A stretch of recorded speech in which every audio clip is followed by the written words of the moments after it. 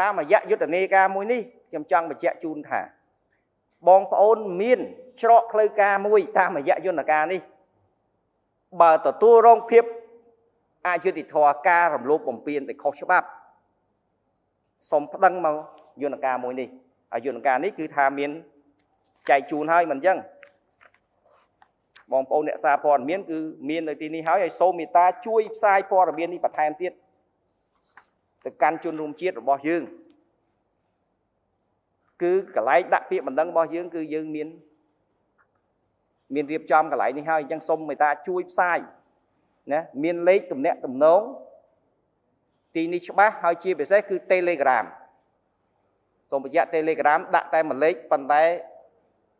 ទូរស័ព្ទផង iPad ផងគឺរងចាំទទួលស្វាគមន៍ពីបងប្អូនទាំងអស់ហើយយើងអាចភ្ជាប់ទំនាក់ទំនងហើយលើកកម្ពស់ការប្រើបណ្ដាញនេះព្រោះយើងប្រើ Telegram ហេតុអីដើម្បីគាត់អាចភ្ជាប់នៅសំណុំរឿងគាត់អាចភ្ជាប់នៅឯកសារផ្សេងហើយយើងអាចធ្វើការងារលើឯកសារនោះបានហើយបើសិនជាត្រូវការយកឯកសារមកដាក់សូមតាក់ទងតាម